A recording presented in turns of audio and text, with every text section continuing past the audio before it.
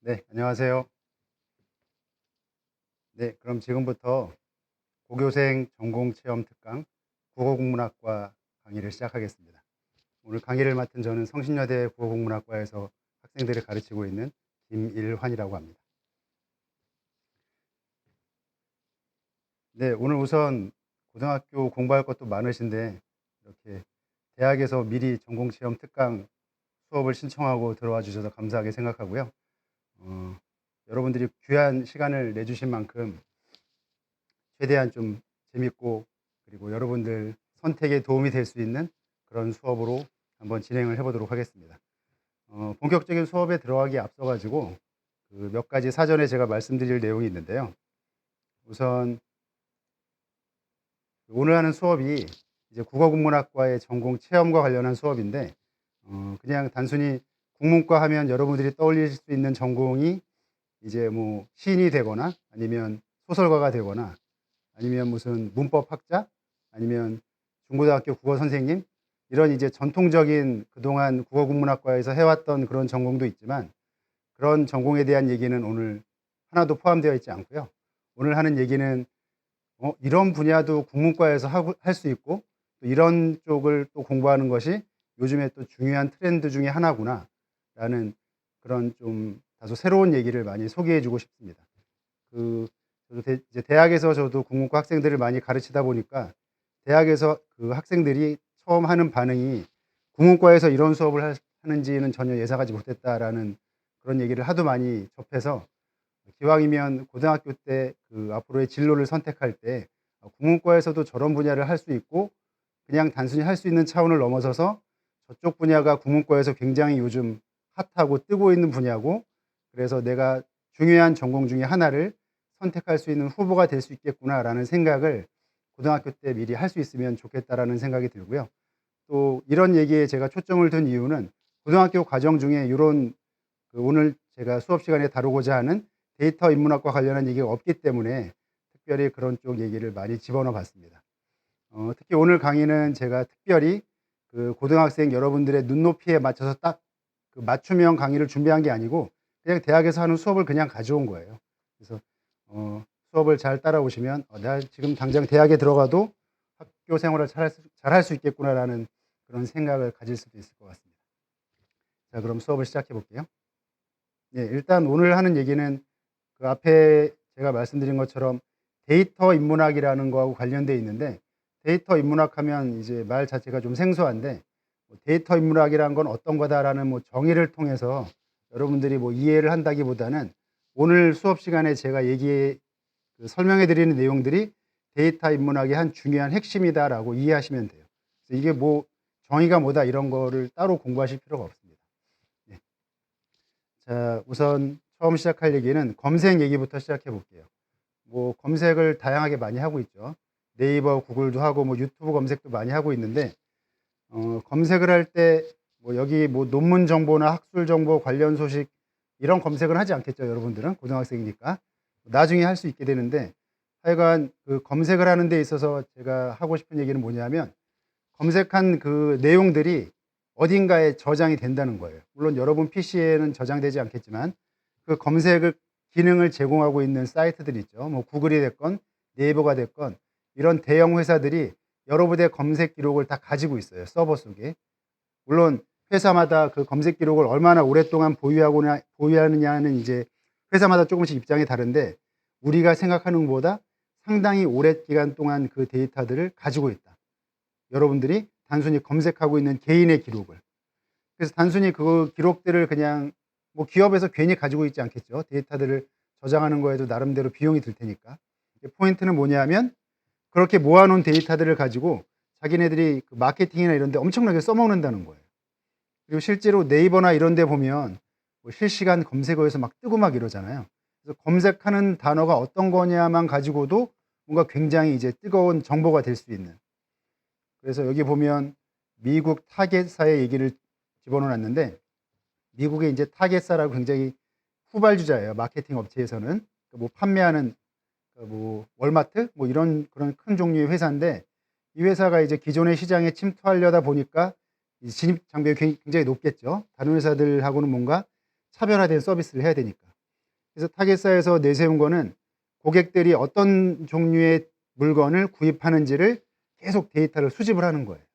요즘은 너무 당연한 거죠. 그죠? 요즘은 너무 당연해요. 요즘 여러분들이 어떤 인터넷 사이트에서 쇼핑몰에서 뭘 사게 되면 내가 뭘 샀는지에 대한 기록이 남잖아요. 그리고 기록이 남고 나중에는 특정한 시간이 지나면 고객님 이런 물건 한번 사보시는 게 어때요? 막 추천까지 해주죠. 그런 기능들이 이런 데이터들을 다 가지고 있으니까. 근데 이제 미국 타겟사는 그런 일을 생각보다 되게 빨리 시작한 거예요. 그래가지고 맞춤형 전략을 써서 이제 굉장히 후발주자임에도 불구하고 굉장히 큰 성장하는 회사가 됐다. 한마디로 지금 데이터가 굉장히 중요하다라는 얘기를 할 수 있는 거고요.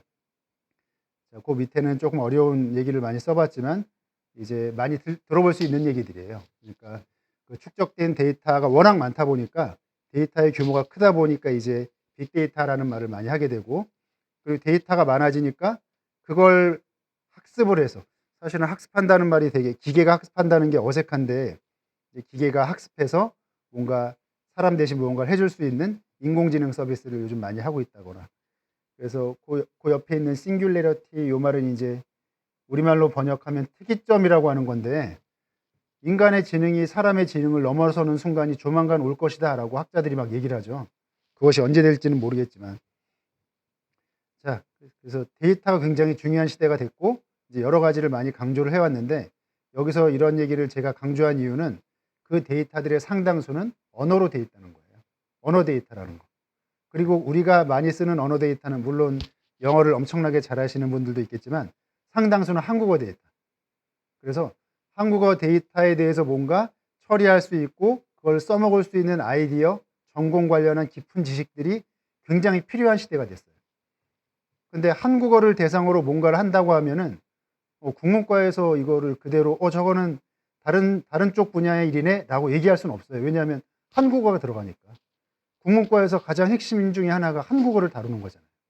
다만 지금까지 한국어를 다뤄왔을 때 우리는 그걸 한국어를 가지고 문학 작품을 쓴다던가 아니면 한국어 속에 있는 어떤 문법적인 규칙이나 질서를 밝힌다거나 이런 쪽으로만 써먹어 왔는데, 새로운 분야가 생겼어요. 한국어 데이터를 가공하고 처리하고 이해할 수 있게 만드는 일이 국문과의 핵심 분야 중에 하나로 떠오른 거예요. 물론 이제 지금 많은 대학에서 하고 있고 아직까지 못하는 대학도 있어요. 그래서 지금 굉장히 중요한 분야라는 걸 여러분들한테 꼭 말씀드리고 싶고요. 앞으로 이러한 한국어 쪽에서 그 데이터를 자료로서 가공하고 처리하는 이런 쪽의 일들이 앞으로는 엄청나게 폭발적으로 성장할 것이고, 제가 이렇게 단순히 예측하는 것이 아니고 지금 정부나 여러 기업체에서 이쪽 분야에 투자를 엄청나게 많이 하고 있습니다. 들어가기 위해서 시간을 너무 많이 썼지만 괜찮습니다. 오늘 저 끝까지 다 안 해도 상관없고요. 60분 동안 하여간 최대한 많이 해보도록 할게요. 자, 그래서 빅데이터라는 말을 많이 썼고, 그 다음에 언어학에서는 빅데이터라는 말이 나오기 전에 코퍼스라는 단어를 써왔어요. 사실은 코퍼스 하면은 고등학교 과정에서 안 나오기 때문에 생소한 용어일 수 있는데 대단한 게 아니고 한국어 언어 자원을 모아놓은 데이터, 이게 코퍼스예요. 근데 이제 이 규모가 엄청나게 커지면 이제 빅데이터라고 하는 건데, 이제 코퍼스라는 말을 쓸 때 한 가지만 기억해 두면 될 정보는 뭐냐면 실제로 사람들이 쓴 말을 모아놓은 것이 이제 코퍼스라는 거예요. 사람들이 쓴 말을 뭐 당연히 사람들이 하는 거 아닌가요? 이렇게 얘기할 수 있는데 요즘은 기계도 얘기를 해요. 챗봇. 챗봇으로 생성한 게 아니고 순전히 한국인들이 바로 한 실제로 말한 데이터를 이제 코퍼스라고 한다. 그래서 그 양이 이제 많이 폭발적으로 늘어나면 이게 이제 빅데이터라고 부르는 것이 되겠죠. 그래서 이런 데이터를 이제 활용하게 됩니다. 자, 그러면 좀 더 이런 데이터가 왜 필요한지 잠깐 설명을 해드릴게요. 한국인이 한국어 데이터를 가공하고 처리하는 게 뭐가 그렇게 어렵나요? 우리 한국어 잘 쓰는데, 영어도 아니고. 이렇게 얘기할 수 있는데, 우리는 한국어에 대해서 아주 잘 알고 있다고 생각하지만 문법적인 능력은 우리가 금방 이제 모국어에 대한 직관을 가지고 있기 때문에 잘 알고 있는데, 어떤 단어를 얼마나 많이 쓰는지 언어 사용 양상에 대해서는 직관이 없어요. 예를 들어서 철수가 밥을 먹었다, 이 문장은 맞습니까? 당연히 맞죠. 금방 알죠. 고민 안 해봐도. 철수가 밥이 먹었다 그럼 뭐 그런 이상한 문장이 있어, 밥을이라고 해야지. 이거는 뭐 목적어가 있느니 없느니 주어니 이런 말을 몰라도 듣는 순간 딱 알아요. 왜냐하면 한국어에 대해서 직관을 가지고 있기 때문에. 근데 한국어를 우리가 이런 놀라운 직관을 가지고 있지만 어떤 건 알 수가 없냐 하면 한국어 중에서 어머니란 단어하고 아버지란 단어하고 어떤 단어를 더 많이 쓰나요? 이렇게 물어보면 대답할 수가 없어요. 어머니를 더 많이 쓰나? 아버지인가? 왔다 갔다 하죠. 왜냐하면 언어 사용 양상, 빈도에 대해서는 우리가 직관이 없기 때문에. 엄마란 말을 더 많이 써? 아빠란 말을 더 많이 써? 당연히 모르고. 요즘 고등학생들이 제일 많이 쓰는 단어는 뭐죠? 물론 몇몇 단어가 떠오르긴 하겠지만 사람마다 다 다를 수도 있어요. 그 얘기는 언어 사용 양상은 우리가 직관이 없기 때문에 뭔가 데이터에 기반해서 그걸 세보지 않는 한 힘들어요. 어떤 외국인이 여러분들한테 이렇게 물어볼 수 있다고 하죠. 한국 학생이니까 이거 알 수 있겠네요. 한국어에서 가장 빈도가 높은 명사 10개에는 뭐가 있을까요? 이거 누가 어떻게 대답해 줘요? 알 수가 없죠. 어떤 데이터를 가지고 내가 직접 계산해 보지 않으면 알 수가 없어요. 사용 양상은 모르니까. 그래서 언어 사용 양상은 이렇게 개인마다 굉장히 견해가 다를 수도 있고 뭔가 주관적인 성향이 많이 들어갈 수밖에 없기 때문에 이걸 객관적으로 측정할 수 있는 어떤 도구가 필요하고 그런 도구가 필요하기 위해서는 기본적으로 한국어 데이터를 모아놓은 것이 필요해요. 자, 오늘 영화 얘기를 한 편 들려줄게요. 자세한 얘기는 아니고요. 영화 중에 행복한 사전이라는 일본에서 만든 영화가 있어요. 별로 그렇게 재미는 없으니까 안 보셔도 되는데 특이한 건 뭐냐면 딱 보면 일본에서 만든 영화라는 걸 금방 알 수 있어요. 왜냐하면 이 사전 만드는 건 진짜 재미없는 일이거든요. 근데 그거 가지고 영화를 만들었어요. 대단한 거죠. 그래서 여기 어떤 얘기가 나오냐면 주인공이 굉장히 좀 찌질한 주인공이 나오는데 그 주인공이 연애를 하는 얘기가 나와요. 거기서 그 고참이 너 지금 사랑에 빠져 있으니까 사랑이란 단어의 사전 뜻풀이는 자네가 한번 맡아보게 이런 얘기가 나오거든요. 그래서 그 사람이 신나가지고 사랑이란 단어의 뜻풀이를 하게 되는데 그런 방법은 잘못된 방법이에요. 왜냐하면 그 사람은 물론 지금 사랑하고 있기 때문에 사랑이란 감정에 대해서 풍부하게 기술할 수도 있겠지만 굉장히 자기의 주관적인 느낌 때문에 사랑을 기술하게 되겠죠. 사랑에 대한 어떤 객관적인 근거가 필요한데 그런 거는 못한 거예요. 그래서 정상적으로 요즘 하려면 사랑에 대한 뜻풀이는 어떻게 하냐면 사랑이란 단어의 뜻풀이를 나름대로 하고 사랑이란 단어가 들어간 용례를 제공해 주면 되죠. 근데 문제는 그 용례를 그 뜻풀이라는 사람이 직접 만들면 안 되고 다른 사람들이 사랑에 대해서 어떤 식으로 사용하고 있는지를 조사를 해야 돼요. 다른 사람이 사랑에 대해서 어떤 식으로 사용하는지 조사하기 위해서는 좀 전에 얘기했던 언어 데이터가 필요한 거죠. 그래서 좀 이따가 제가 시연을 통해서 몇 가지 보여드릴 거예요. 자, 좀 전에 제가 얘기했던 한국 사람들은 어떤 명사를 제일 많이 쓰나요? 10개 한번 얘기해 볼까요? 이 10개가 요거예요. 한번 보실까요? 말, 사람, 때, 일, 생각, 문제, 속, 사회, 집, 자신 요건데 이런 단어 많이 쓰는 단어죠 라고 요거 보면은 우리가 알 수 있지만 선생님이 지금 제시해 주지 않았을 때는 저런 단어 있어요 라고 맞출 수 있는 사람은 거의 없어요. 이거는 어디서 조사하신 건데요. 어디서 조사했는지의 문제가 아니고 소설에서 했건 신문에서 했건 약간의 차이가 있겠지만 가장 많이 쓰는 단어는 별로 변화가 없어요. 굉장히 특징적인 양상을 보이고 있습니다. 자, 그러면 언제부터 이런 코퍼스 말뭉치 언어 데이터를 만들었는지를 살펴볼게요. 처음 만든 건 꽤 오래됐어요. 1967년. 지금 2020년이니까 벌써 한 4, 50년 됐죠. 그렇게 오래됐으면 지금 엄청나게 발전을 했겠네요 라고 예상할 수 있겠지만 이때 처음 나왔다가 중간에 엄청난 침체기를 겪어요. 그러니까 상당수의 그 최초의 발견들을 보면 처음에 누군가가 뭔가를 발견했다고 해서 그 분야가 붕 뜨는 건 아니에요. 세종대왕이 처음에 한글 발명했을 때도 한글이 처음부터 막 쓴 건 아니잖아요. 그게 뭔가가 이제 붐을 일으키기 위해서는 여러 가지 여건이 많이 조성돼야 돼요. 67년이라고 하면 컴퓨터 한 대만 해도 엄청나게 비싸던 시기예요. 67년에 이런 거를 처음 이제 착안했다는 것 자체는 굉장히 중요하고 선구적인 업적은 있었는데 워낙 이제 컴퓨터 처리 기술도 비싸고 데이터를 축적하는 것도 비싸고 등등 여러 가지 문제가 있어가지고 확 죽었어요. 마치 요즘 뜨고 있는 신경망 인공지능의 부침하고 비슷해요. 인공지능 얘기도 사실은 요즘 떴지만 훨씬 오래전에 나온 얘기거든요. 네. 뭐 여담이지만 제가 집에 가서 그 서가를 한번 뒤져봤는데 인공지능 ABC라는 책을 보고 깜짝 놀랐어요. 제가 보니까 대학교 1학년 때 읽었더라고요. 제 대학교 1학년 때가 몇 년도였는지 얘기하면 선생님 나이가 들통나기 때문에 그 얘기까지는 안 하겠는데 하여간 80년대 후반에 그런 얘기가 나와가지고 인공지능 얘기가 그때 이미 떴었구나라는 걸 알 수 있었죠. 요즘 다시 뜬 거는 그냥 기술력이 그만큼 발전한 거예요. 그 알고리즘이나 이런 게 엄청나게 좋아졌다기보다는 이건 조금 딴 얘기였습니다. 자, 브라운 대학에서 처음 만든 코퍼스가 최초의 코퍼스고요. 브라운 대학은 미국 아이비 리그에 있는 명문 대학이죠. 우리한테는 조금 덜 알려져 있지만 거기에 있는 이제 프란시스하고 쿠체라라는 두 명의 대학원생이 만들어서 최초의 대학 그 코퍼스를 만들었다는 그런 업적을 남겼습니다. 상당수의 시간이 지나고 영국에서 최초로 만들었어요. 이제 브리티시 내셔널 코퍼스라고 해가지고 내셔널이 들어갔다는 거에 주목을 하셔야 돼요. 우리말로 번역을 하면 영국 국립 코퍼스 이렇게 되는 거예요. 왜 국가가 이런 데 돈을 댈까? 이렇게 되는 거죠. 자, 가장 포인트는 자, 영국에서는 가장 유명한 사전이 옥스포드 잉글리시 딕셔너리라고 요즘 이제 우리한테 많이 뉴스에서 나왔던 사전이에요. 왜냐하면 최근에 뭐 한국어 단어 20몇 개가 이 사전에 실렸다라고 뉴스에 막 보도되기도 했거든요. 그 사전이에요. 옥스포드 잉글리시 딕셔너리. 이 사전을 만들기 위해서는 대규모의 영어 데이터가 필요하기 때문에 이 코퍼스를 만든 거예요. 근데 국가에서 돈을 대줬어요. 왜냐하면 대규모의 영어 데이터를 활용하는 일은 물론 사전에도 쓰이지만 다른 공공 분야에도 많이 활용될 수 있고 한번 잘 만들어 놓으면 여러 군데서 쓸 수 있기 때문에 국가에서 예산을 투입한 거죠.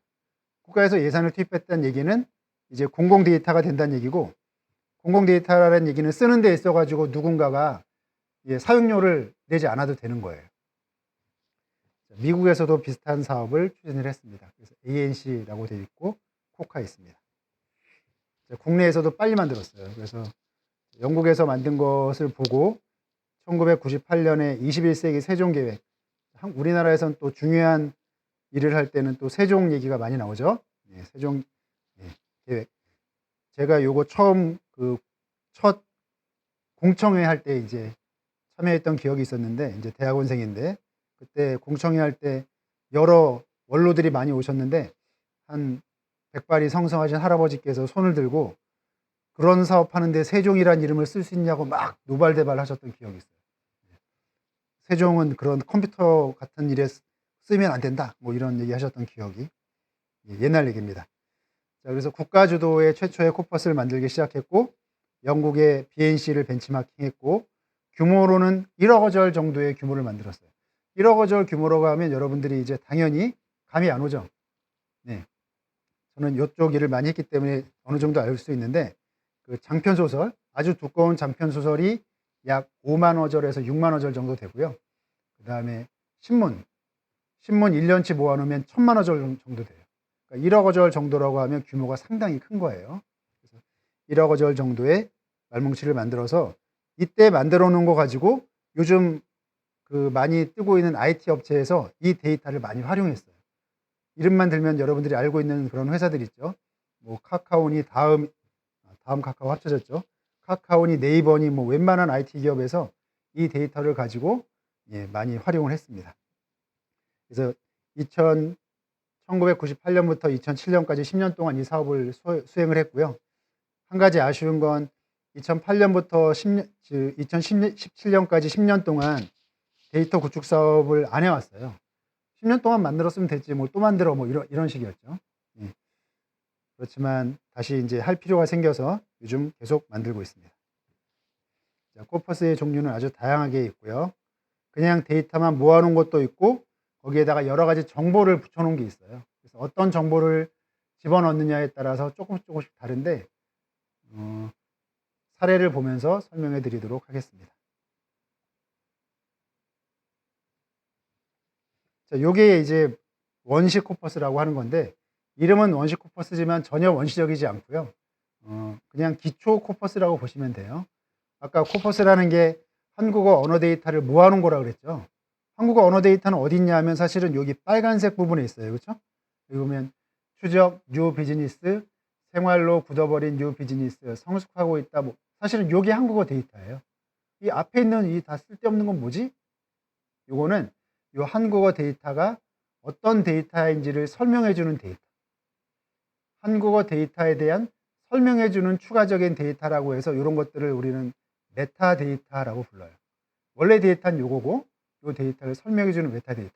왜냐하면 네가 지금 수집한 데이터는 어떤 데이터야? 아, 요거는 어떤 뭐 소설이고요. 몇 년도에 나왔고요. 뭐 요런 정보가 필요하죠. 요런 것들을 집어넣을 필요가 있어서 했습니다. 자, 그 다음에는 형태소 정보를 집어넣은 코퍼스가 있어요.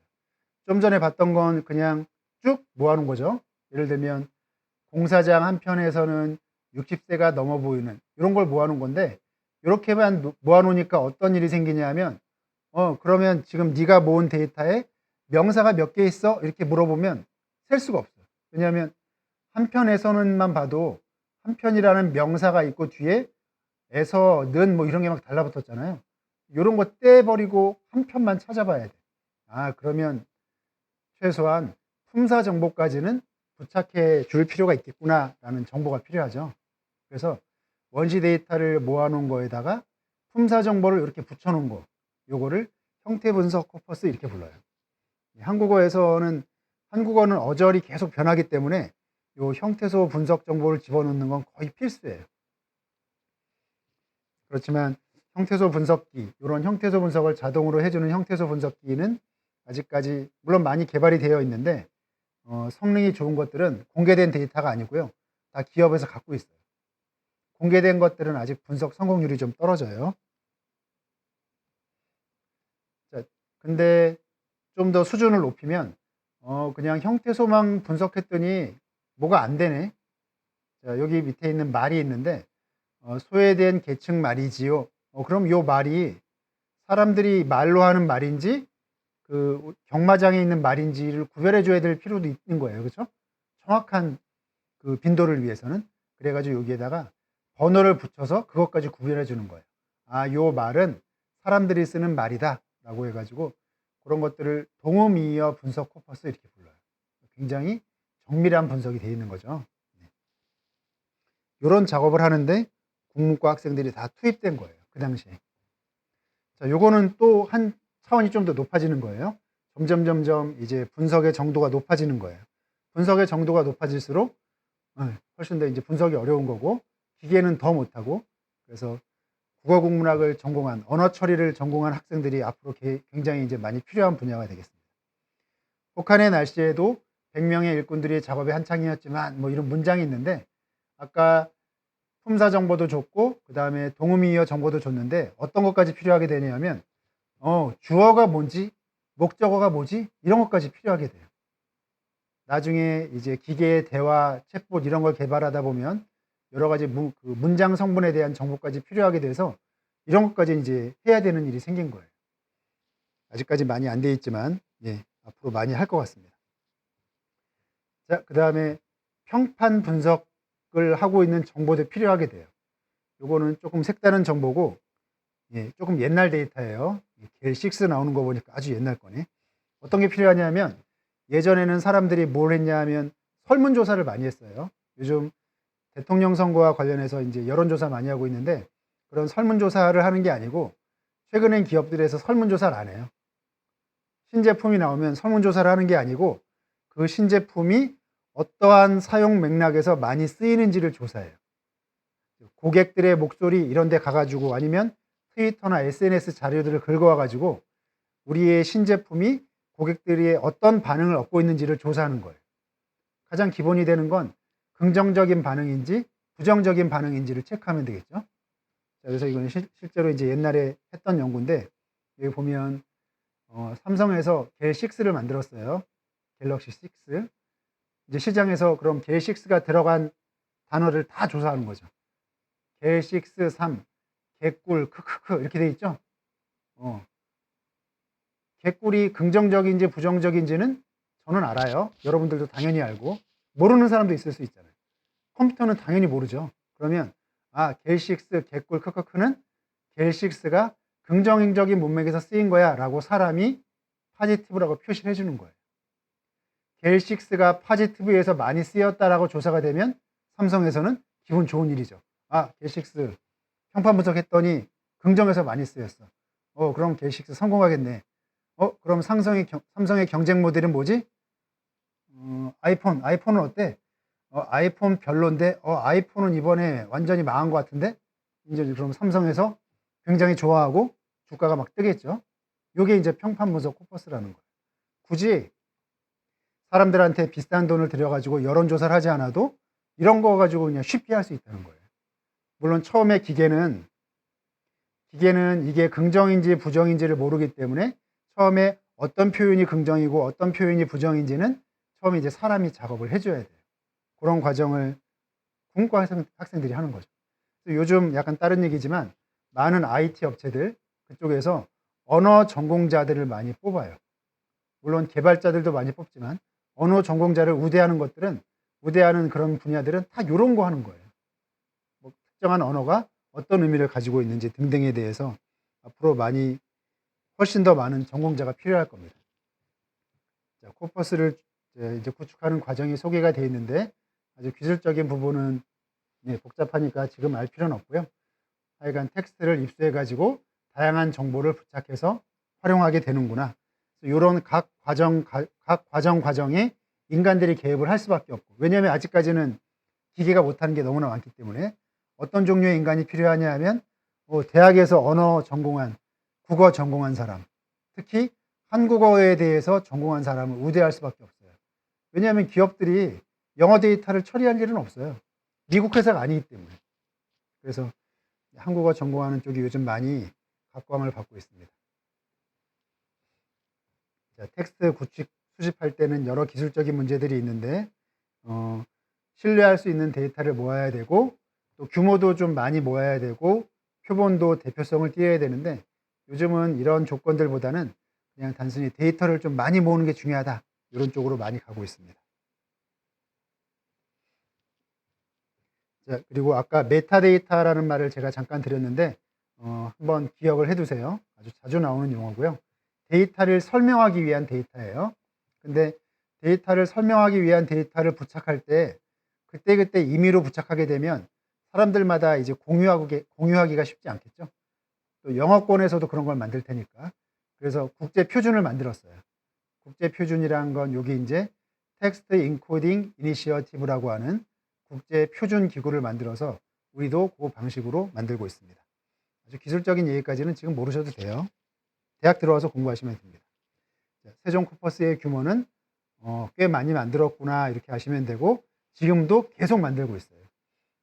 혹시 나중에 관심이 있으시면 국립국어원 홈페이지에 들어가 보시면 모두의 말뭉치라고 되어 있어요. 계속 말뭉치를 새로 만들어서 계속 공개하고 있는 일을 국가에서 하고 있습니다. 자, 코퍼스를 이제 코퍼스를 만들면 끝나는 게 아니고 대규모의 데이터를 모아놨으면 그걸 이제 가지고 여러 가지 활용을 해봐야 되겠죠. 활용할 수 있는 도구들이 많이 쓰이고 있는데 깜짝새 이름 되게 웃기지 않아요? 이게 새 이름이 아니에요. 이제 대학원생이 만든 건데 워낙 속도가 빨라가지고 눈 깜짝할 새에 돌아간다 그래서 깜짝새라는 이름을 줬대요. 근데 제가 돌려보니까 그렇게 안 빠르더라고요. 글잡이라는 것도 있고 뭐 여러 가지 도구들이 있습니다. 자, 영어권에서 만든 것들도 있고요. 이 도구가 말고 다른 거를 보여드릴게요. 아주 다양한 코퍼스가 만들어지고 있구나 이렇게만 이해하시면 되고요. 자, 활용될 수 있는 분야 사전 편찬에 많이 쓰인다. 아까 행복한 사전 얘기 잠깐 했었죠. 사전에도 많이 쓰이고 언어 교육에도 쓰일 수 있고 어려운 통계 정보 추출하는 데도 코퍼스가 활용될 수 있습니다. 자, 그러면 그 대규모의 언어 자료인 코퍼스를 통해서 우리가 어떤 종류의 정보를 얻을 수 있을지 오늘 한번 살펴보도록 하겠습니다. 자, 요거는 시기별 빈도를 보여주는 데이터예요. 그래프인데 동아일보 신문을 잔뜩 모아놓은 거예요. 1946년부터 2014년까지 거의 70년치예요. 70년치의 신문을 우리가 언제 읽어요? 못 읽죠, 그렇죠? 그리고 어떤 단어가 얼마나 쓰였는지도 알 수가 없죠. 근데 제가 우연히 검색을 해보다 보니까 요즘은 손목시계라는 말 많이 쓰죠. 여러분들 손목에 차는 시계 손목시계인데 이전에는 손목시계란 말을 잘 안 썼어요. 그래서 한번 검색을 해봤거든요. 이전엔 뭘 많이 썼냐면 이 파란색, 엄청나게 많이 썼죠. 이 파란색. 이게 손목시계 아니에요. 요 빈도는 팔목시계의 빈도예요. 지금 여러분들은 팔목시계란 말 잘 모르잖아요. 근데 이전 약 50대 후반쯤 되면 팔목시계란 말 알아요. 파란색이 많이 쓰였다가 80년대 후반에 이제 손목시계한테 빈도를 역전당한 거예요. 그럼 1차적으로 이 그래프를 보고 우리가 느낄 수 있는 생각은 뭐냐면, 왜 갑자기 이렇게 빈도가 바뀌었지? 팔목시계라는 말은 왜 안 되는 거야? 팔목시계하고 손목시계하고 다른 점은 전혀 없어요. 팔목하고 손목은 어떻게 구별되죠? 팔목하고 손목은 구별이 안 돼요. 그죠? 네. 바뀐 이유는 딱 하나예요.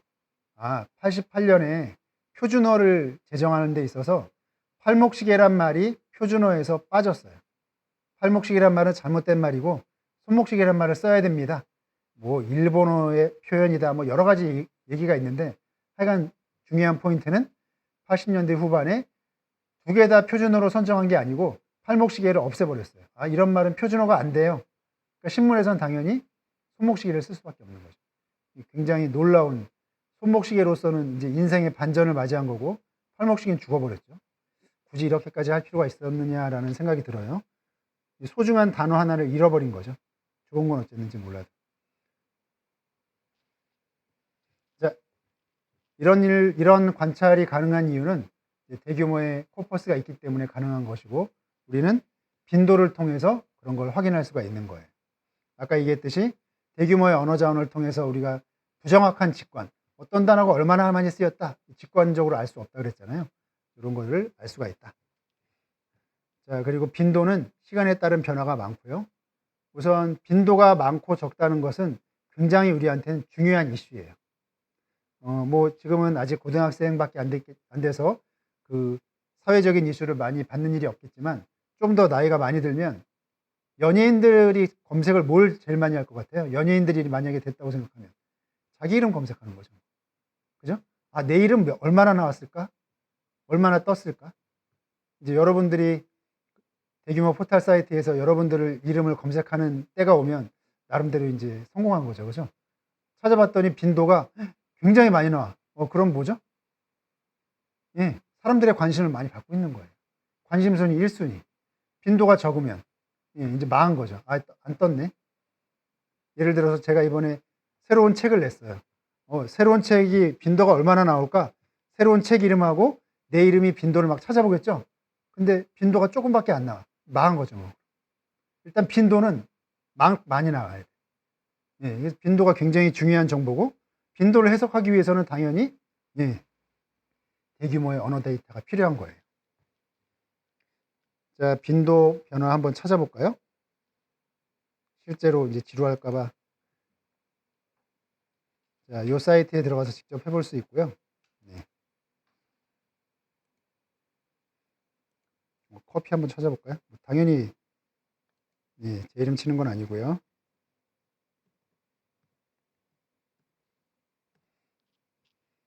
네, 커피의 사용 빈도가 나오죠. 2000년부터 2019년까지. 커피 뭐 우리가 늘상 즐겨 마신다는 거 당연히 알고 있었는데 여전히 빈도가 2배 이상 뜨고 있어요. 그렇죠? 커피 참 많이 마시는구나. 자, 그리고 아까 했던 그 사이트도 한번 들어가 볼게요.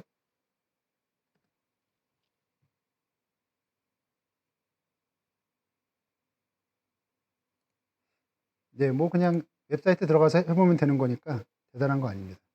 요거는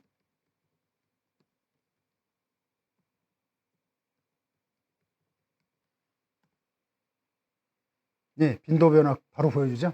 아까 좀 전에 선생님이 손목시계, 팔목시계 보여줬던 것처럼 이 빈도 변화만 가지고도 할 수 있는 얘기들이 굉장히 많아져요. 이런 빈도 변화를 데이터가 없이는 알 수가 없기 때문에 설명조차 못하는 거죠. 이런 게 있었다는 것도 모르니까. 그 다음에 뒤에 나오는 걸 미리 잠깐 보여주면, 자, 요거는 희망과 행복의 빈도인데, 이건 제가 이제 사회학 하시는 교수님하고 같이 옛날에 그 논문을 썼던 적이 있었는데, 빈도 조사를 하다 보니까 여러 가지 감정과 관련한 명사들 빈도를 해보다 보니까 다른 거는 뭐 다 큰 차이가 없는데 희망하고 행복의 빈도가 크게 변했다라는 게 느껴져요. 이게 파란색이 희망이거든요. 요 오렌지색이 행복이고, 지금까지 우리 언어 데이터 속에는 희망이란 단어가 행복보다는 늘 많이 나왔었어요. 한 번도 바뀐 적이 없었는데 2010년대 무렵에 바뀌었잖아요. 이건 굉장히 큰 변화거든요. 아니 뭐 그럴 수도 있죠. 뭐 이렇게 생각하는 게 아니고 꽤 오랫동안 유지됐던 그 트렌드가 바뀐 거예요. 이걸 가지고 사회학하는 그 교수는 어떻게 전망을 했냐 하면 두 가지 얘기를 했어요. 한국 사회가 이제는 미래에 대한 관심보다는 현재에 관심이 많다. 희망은 지금 얘기가 아니죠. 그렇죠? 앞으로 다가올 거에 대한 관심이고 행복은 지금이 더 중요한 거예요. 아유, 뭐하러 적금을 많이 보? 아파트도 못 사는데 그냥 비싼 커피나 한 잔 마시지. 난 내 작은 행복을 희생할 수 없어. 행복에 대한 관심이 높아지는 거예요. 지금 현재에 대해서. 이런 데이터 가지고 그런 해석을 할 수 있다는 거죠. 또 행복의 빈도가 이렇게 급격하게 높아지는 건 행복에 대한 관심이 그만큼 2000년대 들어서 많아졌다는 걸 뜻하는데, 그렇다고 우리가 다 행복해졌다라는 걸 뜻하는 건 아니에요. 행복에 대한 관심이 많아졌다라는 것 뿐이지, 오히려 행복하지 않기 때문에 행복에 대한 관심이 많아졌다라고 해석하는 게 더 맞을 수도 있어요. 그런 여러 가지 사실들을 요 빈도만 가지고 할 수 있다는 게 사실은 굉장히 놀라운 일이고, 그냥 단어 한번 두드려 가지고 했잖아요. 70년치 신문을 다 본 것도 아닌데. 하여간 이런 분야들이 이제 사회적인 관심을 반영하고 있고, 웬만한 데선 다 이런 서비스를 다 하고 있어요. 빈도에 대한 서비스를. 어이구, 막 넘어가. 자, 행복. 좀 전에 나왔던 요 그래프고요. 희망, 행복. 자, 그 다음 지금 보여드렸던 요거고, 실제 언어 사용 사례, 빈도와 관련한 거 말고도 또 다른 중요한 통찰을 해낼 수가 있어요. 언어 데이터 가지고. 뭐냐면, 내가 이런 식으로 쓰고 있어요. 선생님이 얘기해 주기 전까지는, 그랬구나. 자, 계획적이라는 단어는 무슨 뜻이죠? 계획적이라는 뜻 모르는 사람 별로 없죠. 그렇지만 혹시 몰라서 사전을 한번 찾아봤어요. 표준국어 대사전 찾아봤더니 계획적이라는 단어의 뜻은 미리 정해진 계획에 따른 그런 것, 이렇게만 돼 있어요. 계획적이라는 뜻 이런 거 뭐 당연히 그런 거죠. 금방 동의할 수 있죠. 근데 실제로 여러분들이 계획적이라는 단어 어떻게 쓰냐 하면, 계획적이라는 단어는 부정적인 문맥에서 주로 써요. 볼까요? 북측의 개발적인 도발, 기틀을 파괴한 계획적 망인, 고려의 계획적 항의로 간주하고. 계획적에 이런 뜻이 있는 건 맞지만 계획적이란 단어는 주로 부정적인 단어로 쓰이는구나. 철수가 영희에게 계획적으로 집에 데려다 줬다. 철수가 영희를 데려다 준 건 전혀 나쁜 일이 아닌데 계획적으로 딱 들어가니까 뭔가 좀 부정적인 게 딱 오죠. 그 얘기는 뭐냐면, 계획적이라는 단어의 사전적인 의미는 요건데 계획적이라는 단어가 부정적인 문맥에서 많이 쓰이다 보니까 계획적이 부정적인 의미가 침투해 들어간 거예요. 이런 거는 이런 언어 사용 양상을 분석을 안 하면 알 수가 없어요. 데이터를 통해서 알 수 있는 거고. 자, 이런 거는 워낙 우리 한국인들이 훌륭하기 때문에 우리만 할 수 있는 게 아니고 당연히 외국에서도 하고 있어요.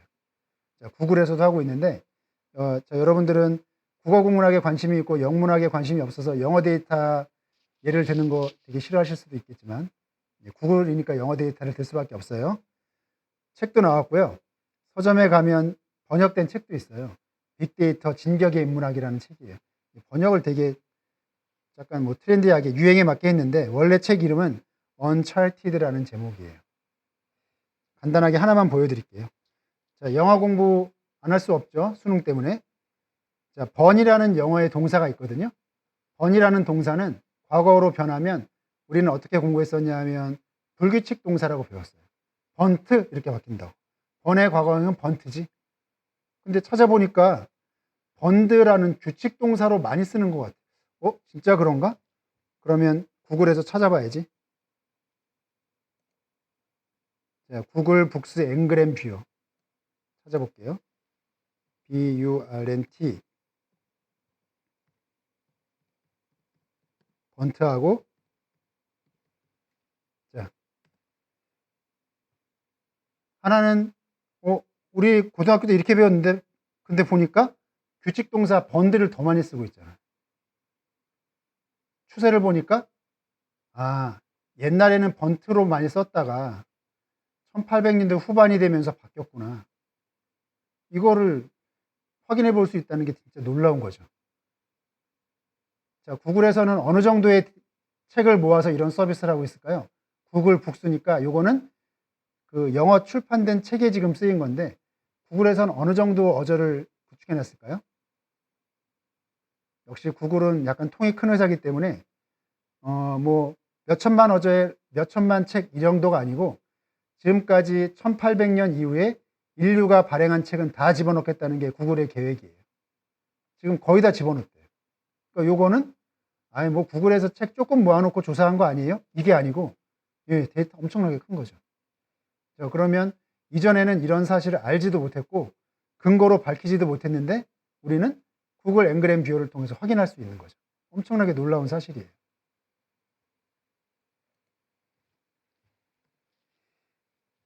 자, 그래서 이런 말뭉치를 가지고 어떤 재미난 현상을 포착할 수 있는지 말뭉치로 바라보기라는 그런 글 모음도 있기 때문에, 나중에 혹시 여러분들이 관심이 있으시면 검색해서 찾아보시면 활용해 보실 수가 있습니다.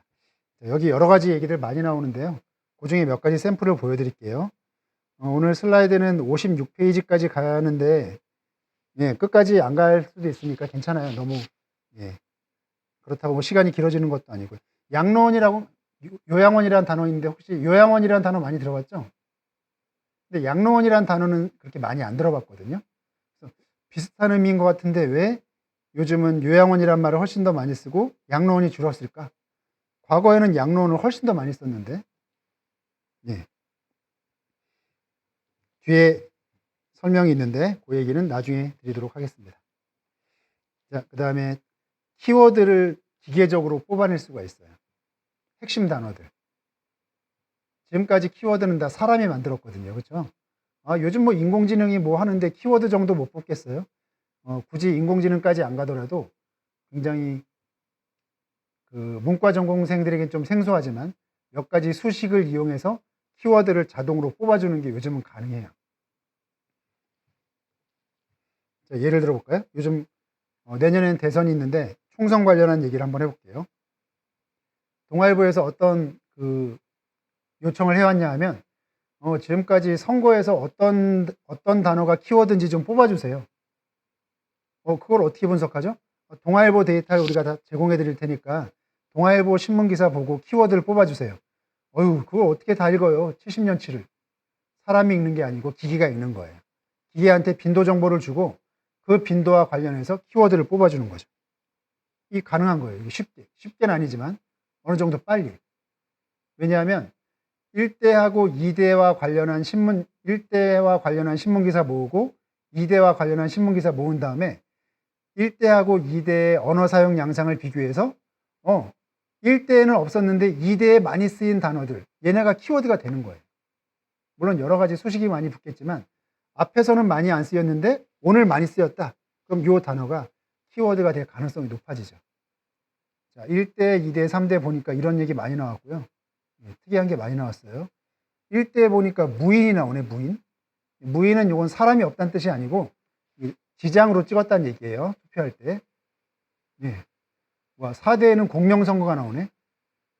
4대 핵심어 중에 공명선거가 있어요. 4대 총선은 공명선거였나 보다. 이게 아니고 4대는 제일 문제가 많았던 선거예요. 공명선거를 하자고 많이 부르짖었겠죠. 이거를 지역감정 16대 처음 나와요. 이전에는 지역감정이란 말 별로 중요하지도 않았구나. 19대쯤 비교적 최근에 오니까 어떤 얘기 나오죠? 데이터, 예측. 이런 새로운 얘기가 막 튀어나오기 시작하죠. 옛날 신문 이렇게 생겼어요. 이거 가지고 어떻게 처리해? 안 되죠. 이거를 다 이렇게 만드는 거. 한자로 만들고, 한자로 돼 있는 거 한글로 바꾸고, 그 다음에 형태소 분석해서 집어넣고, 이런 게 다 국문과에서 해야 될 일이에요. 국어국문학 중에서. 예. 물론 공짜로 하는 건 아니고 굉장히 높은, 예, 보답을 받을 수도 있고, 이런 거 하는 데 있어가지고, 이건 좀 단순하니까 이 프로그램 짜는 거는 전산과 학생이 좀 도와줬으면 좋겠는데, 국문과하고 전산과하고 자연스럽게 협업이 가능하죠. 그죠? 전산과에서는 못해요. 왜냐하면, 나 이거 조사 이런 거 잘 모르는데, 어떤 게 조사인지 네가 좀 알려줘야지. 요 한자 어떻게 바꾸면 좋겠니? 자연스럽게 협업이 가능한 거고요. 억지로, 요즘 융합교육이 중요하니까 전산과랑 협업해야 돼. 이런 중요한 그 태스크가 주어져 있지 않으면 협업을 할 수가 없어요. 그리고 협업을 하기 위해서는 잘 알아야 돼요. 서로의 분야에 대해서. 자기의 분야에 대해서. 이거 전산과에서 이거 구현해 줬으면 좋겠는데, 걔가, 나 그거 못하는데, 협업이 깨지는 거죠. 한국어 조사 이거는 어떤 게 있니? 나 몰라. 이러면 협업이 안 돼요. 협업이 되기 위해서는 상대방의 전공을 잘하는 것도 물론 중요하겠는데, 자기네 거를 모르면 협업이 안 돼요. 예. 자, 통계적 키워드 추출하는 방법. 자, 수식 나왔으니까 넘어갈게요. 안 그래도 이런 거 싫어가지고 문과 오셨는데, 이런 거 보여드리면 싫어하겠지만, 예. 전산과 시키면 돼요. 시각화해서 보여줄 수도 있어요. 이런 거 이렇게 보여줄 수 있구나. 비교적 간단한 방법으로. 보여주는 거, 이런 거 계산하는 건 간단한 방법인데, 뭐가 힘드냐 하면 데이터를 모으고, 한자로 변환하고, 그 다음에 형태소 분석하고, 이런 게 힘든 거예요. 그래서 앞으로 이런 거 하는데, 여러분들이 앞으로 많은 기여를 할 수 있을 것이라고 생각이 들고요. 예, 이쪽 분야 좋습니다. 자, 그 다음에 관련어라고 요즘 많이 알려져 있는 거. 연관어, 관련어 얘기 한두 번씩 들어보셨죠? 연관어, 관련어 분석도 많이 해요. 자, 예를 들어서 소통이란 단어의 빈도를 조사를 해봤더니 소통이 갑자기 이렇게 붕 떴어. 그러면 어떤 생각을 하게 되냐면 소통이란 단어가 왜 갑자기 이렇게 빈도가 푹 뛰었지? 이제 궁금해할 거 아니에요. 그러면 뭘 알고 싶어 하냐면 소통이란 단어하고 주위에 어떤 단어들이 많이 나오는지를 알고 싶은 거예요. 예를 들어서 철수의 정체를 내가 저 철수라는 인간을 잘 파악하기 위해서는 철수가 같이 다니는 친구를 잘 분석하면 되는 거하고 똑같은 거죠. 소통을 잘 이해하기 위해서는 소통의 연관어 분석을 하면 되는데, 그걸 어학에서는 관련어라고 하기도 하고 이제 공기어라고 하기도 해요. 자, 여러 가지 분석을 하는데 볼게요. 아까 소통이 2000년대 후반에 붕 떴다 그랬잖아요. 그럼 소통하고 관련성이 제일 높은 단어들이 어떻게 변했는지 한번 살펴봤더니, 자, 2006년까지 소통하면은 다 교통 얘기를 하는 거예요. 소통하면 교통이지. 차가 많이 막혔나 그래요. 2008, 9년 뭘로 바뀌었어요? 교통 얘기 쭉 빠지고 국민 대통령 얘기 나오잖아요. 2008, 9년 대통령이 어떤 분이셨는지는 저는 잘 기억이 안 나지만 박지성을 가지신 분이었을 거예요. 그분이 국민과의 소통에 관심이 많았나? 국민과의 소통에 문제가 있었나? 하여간 국민 대통령 소통이 큰 이슈가 됐구나. 그것 때문에 소통이란 단어가 갑자기 빈도가 높아졌구나. 이런 분석들을 언어 데이터를 통해서 할 수가 있다는 거죠. 자, 양론하고 요양원 얘기가 나옵니다. 공기어 분석 결과니까 나중에 참고해서 보시도록 하세요. 자, 천막 텐트도 간단히만 얘기할게요. 너무 이제 단순한데, 요즘은 천막이라는 단어하고 텐트라는 단어 있으면 여러분은 어떤 단어를 많이 쓰시나요? 당연히 텐트죠, 그죠? 근데 텐트하고 천막은 사실은 같은 단어예요. 의미가 같은 거고, 텐트는 영어일 뿐이고, 예전에는 천막 훨씬 더 많이 썼잖아요. 자, 근데 텐트하고 천막은 그럼 어떻게 구별해서 쓰입니까? 라고 물어보면, 대답을 잘 못할 수도 있어요. 생각을 좀 할 수도 있는데, 자, 공기어 분석을 하니까 이렇게 나오는 거죠. 텐트하고 천막은 공기어 분석을 해보니까 완전히 다른 단어처럼 쓰이는 거예요. 작아서 잘 안 보이시겠지만, 텐트는 언제 많이 쓰냐 하면 놀러 갈 때. 그렇죠? 아웃도어, 캠핑, 등산 갈 때 텐트 가지고 가고, 등산 갈 때 천막 가지고 가는 사람 없잖아요. 다 텐트라고 그러지. 그럼 천막은 언제 치지? 천막은 시위하고 농성하고 데모할 때는 천막이란 말을 써요. 두 개의 의미가 똑같은데 이런 식으로 분리돼서 쓰일 수 있구나. 연관어 분석을 통해서 이런 걸 해볼 수가 있어요. 자, 요런 거는 또 우리만 하는 게 아니고 외국에서도 하고 있죠. 지금은 별로 이제 동성 연애를 뜻하는 그런 동성애자를 뜻하는 게이라는 말인데, 게이란 말은 사실은 역사를 따지고 들어가면 굉장히 억울한 단어예요. 과거로 거슬러 올라가 볼까요? 1900년대, 1950년대. 자, 게이하고 주로 쓰이는 관련어 분석을 보겠습니다. 형용사, 토커티브, 헬시, 커리지어스, 콜티어스. 50년대까지만 해도 게이는 동성애하고 아무 상관이 없는 단어예요. 아주 발랄하고 예의 바르고 활달하고 수다스럽고 건강하고, 이렇게 어휘 의미가 변한 거죠. 이런 어휘 의미가 변했는지는 공기어가 어떻게, 관련어가 어떻게 변했는지를 분석하는 과정에서 나온 거예요. 이것도 역시 데이터가 없으면 할 수 없는 일이죠. 예. 여러 가지 복잡한 수식이 있지만 결과만 보여드릴게요. 우리도 이런 걸 해볼 수가 있어요. 똑같이. 한국어도 할 수 있죠. 자, 요거는 신문에 있는 여종업원이라는 단어인데요. 여종업원이라는 단어는 부정적인 문맥에서만 또 많이 쓰여요. 자, 요거는 서구화에 대한 얘기예요. 자, 서구화의 연관어를 봤더니 옛날에 서구화 하면 주로 산업화, 공업화, 약간 긍정적인 문맥, 서구화 하면 좀 좋은 거. 요즘 서구화 하면 어떤 거냐면 스트레스, 습관, 식습관, 암, 성인병. 서구화가 뭔가 부정적인 문맥으로 변하고 있구나. 이제 굳이 서구화 할 필요가 없어진 거죠. 다단계는 어떤가요? 다단계. 다단계는 나쁜 말이죠. 그거 아주 불법적인 그런 판매 방식이잖아요. 다단계 옛날에는 그렇게 안 쓰였어요. 여러 개의 공정을 걸치는 걸 다단계라고 했는데 요즘 와서 나쁘게 쓰인 거죠. 꼬마는 어때요? 꼬마는 귀여운 남자아이? 이 정도의 뜻인데 50년대만 해도 꼬마에는 부정적인 단어가 많이 쓰였었어요. 꼬마들이 이제 범죄에 많이 연루됐기 때문에 먹고 살기 힘들어서. 자, 의도적이란 말도 아까 계획적이라는 말하고 비슷하게 부정적인 문맥에서 아주 많이 쓰이고 있고요. 접대란 단어는 어떨까요? 접대는 요즘은 접대란 말 딱 들으면 약간 부정적인 느낌이 많이 들어요. 김영란법 이후에. 이전에는 접대에는 나쁜 뜻이 하나도 없었어요. 접대하면 청첩장 돌리는 거고 가정을 해준 치.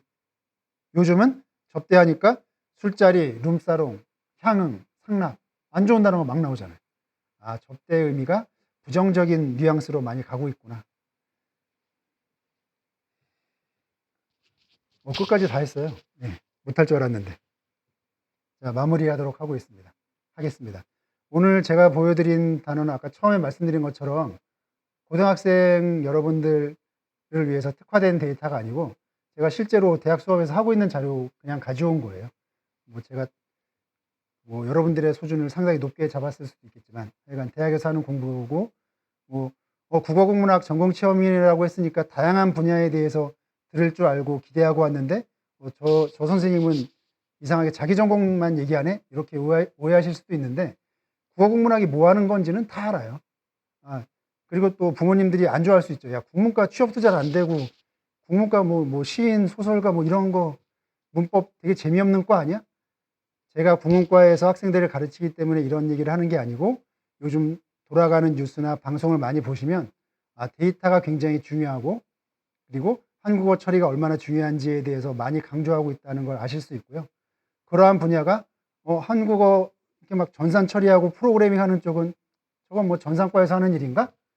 이게 아니고 그런 것 중에 언어와 관련한 다른 많은 분야를 얘기하는 게 아니고 언어 처리와 관련해서는 한국어 전공자가 굉장히 요즘 필요하다라는 거를 제가 강조하고 싶었고 또 이런 얘기들이 고등학교 그 정규 수업 시간에 다루어지지 않고 있기 때문에 여러분들의 선택의 폭을 조금 넓혀준다는 그런 차원에서 데이터와 관련한 얘기 중심으로 오늘 전공체험 수업을 진행했습니다. 바쁘신 와중에 수업에 참여해 주셔서 감사드리고요. 혹시 질문할 거 있으면 질문 받도록 하겠습니다.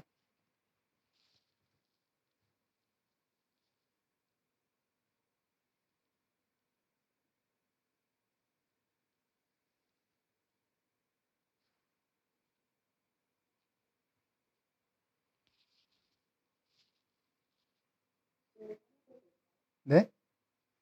질문해도 될까요? 네, 하세요. 지금까지 배운 것들이 아마 전산국어학의 한 영역이 아닌가 생각이 드는데요. 혹시 교육적인 맥락에서 이런 걸 활용할 수 있다면 어떤 방법이 있을까요? 네, 교육적인 면은 두 가지예요. 이제 이게 한국어 데이터이기 때문에 한국인들을 대상으로 할 수도 있고 아니면 또 외국인들이 한국어를 배울 때 한국어가 구체적으로 이렇게 쓰인다라는 양상을 보여주기 위한 자료로도 많이 쓰여요. 근데 이제 국내 한국인 학생들을 위한 교육용으로는 주로 이런 표현들이 많이 쓰인다는 요 정도 이제 가르칠 수 있고요. 사실은 외국인들이 활용하는데 더 많이 쓰이고 있고, 그리고 아무래도 사전 편찬에 이 데이터가 쓰인다는 점에서 자연스럽게 교육적인 그런 성격을 가질 수 있을 것 같아요. 전산국어학이란 말도 들어봤어요?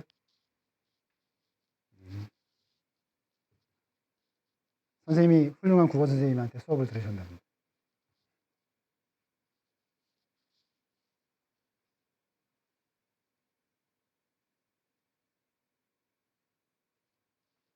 네, 더 질문이 없으신 것 같은데. 네, 그럼 오늘 수업을 여기까지 마치고요. 나중에 대학에서 뵙겠습니다. 고생하셨습니다.